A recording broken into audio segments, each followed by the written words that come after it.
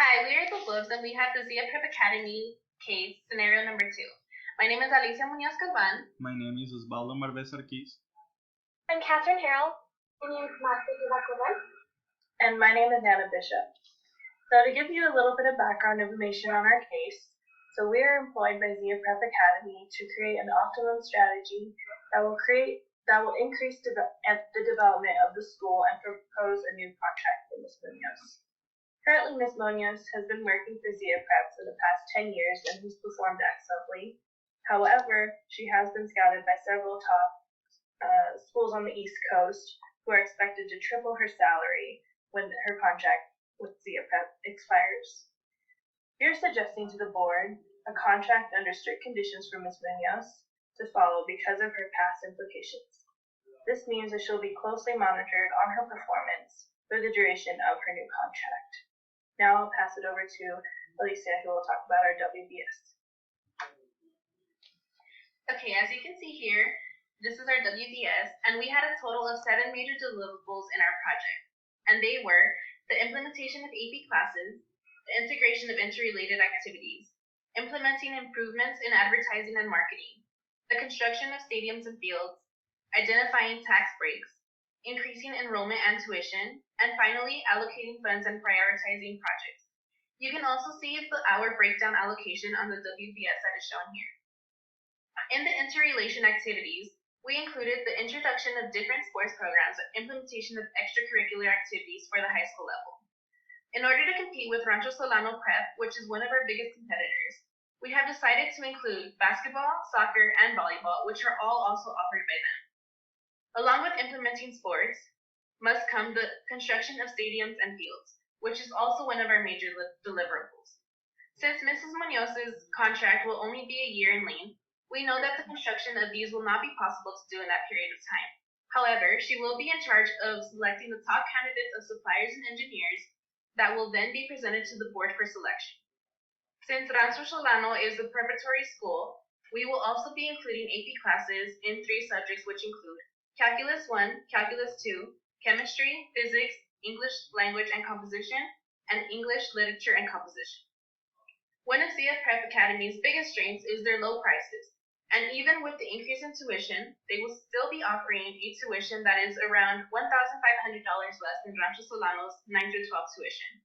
But this will be talked more in details by Catherine in the financial analysis. Now I will pass it over to Osvaldo to talk about the contract. One of our main goals was to develop a new contract for Ms. Munoz. And as we have knowledge of Ms. Munoz's success in the past, we also have to consider that some admire her but many dislike her, and that's why we recommend offer her just a contract of 1 year. During that 1 year, Ms. Munoz shall make sure the implementation of the previous activities or projects that we recommend as the AP classes or the sport programs on the deadline recommended by schedule.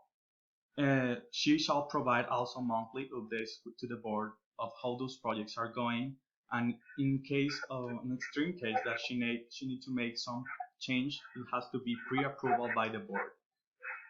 Also, we recommend putting her contract some penalty statements that allow the board to decrease her salary by 15% or even terminate the contract in case of being necessary for uncomplement of some task projects or even bad behavior.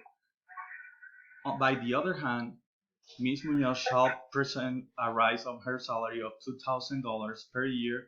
Also, she can earn some 8% bonuses if her performance is good enough and she finished all the projects by the deadline.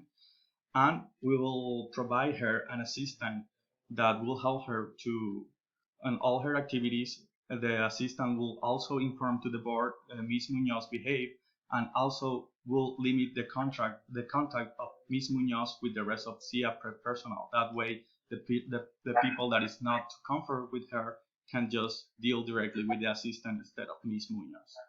Now we'll pass to Mark, who is going to talk about the marketing strategy. Well, in terms of our marketing analysis, to start off with the demographics, the city of Scottsdale is actually planned with more than 253 people, while taking into consideration that around 81% of the population of Scottsdale is white and the rest of them are minorities. The median income on average is around $80,306. So the next thing is that the private city of Scottsdale, which is the district, it counts with 39 private schools, which serves 5,339 students. So in this sector is Rancho Fernando Preparatory School, which is this major competitor. They have 533 students, and they actually count with a 7-to-1 student ratio compared to our ratio which is 10-to-1.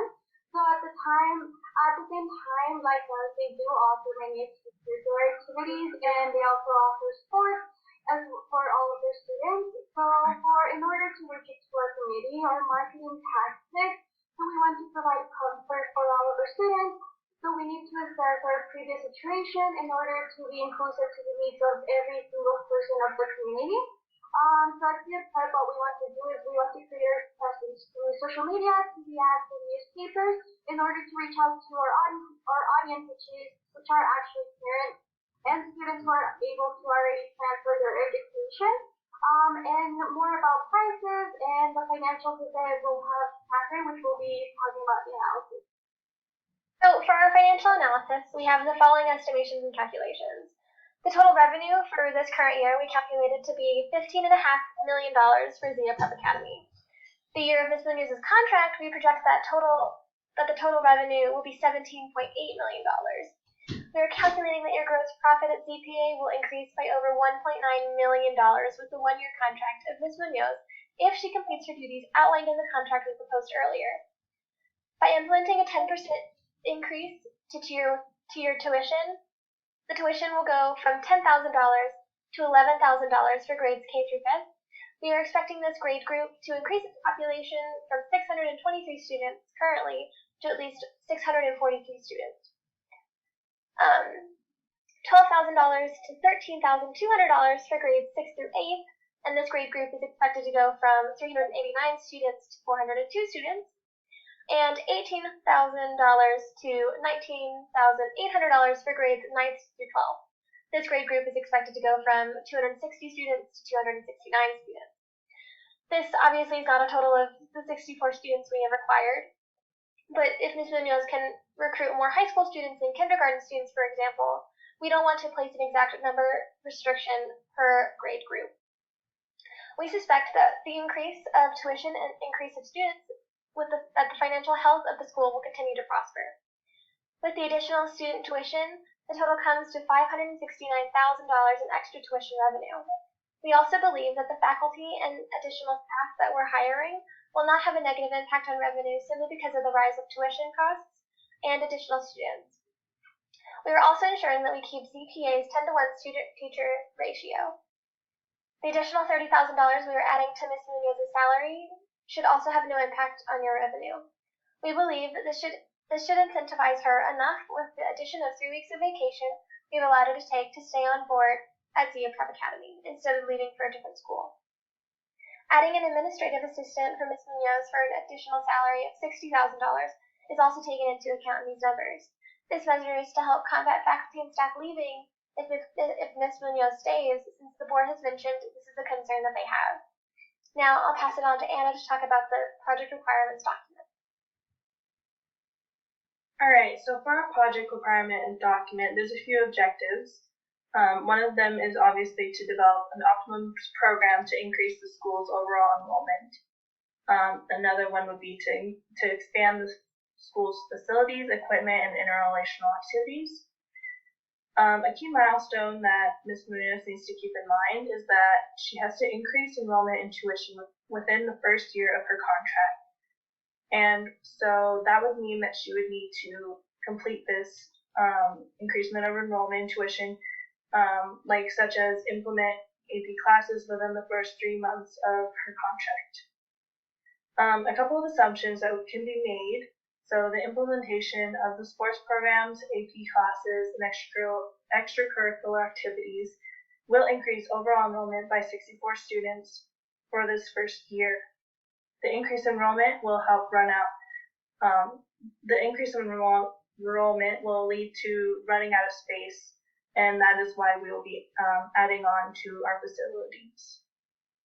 As for a couple of reviews that Ms. Munoz must take into mind, Ms. Munoz needs to communicate with the board each month about which milestones have been achieved, and also communicate with the board monthly about the output of the project and any upcoming deadlines and upcoming milestones that need to be achieved.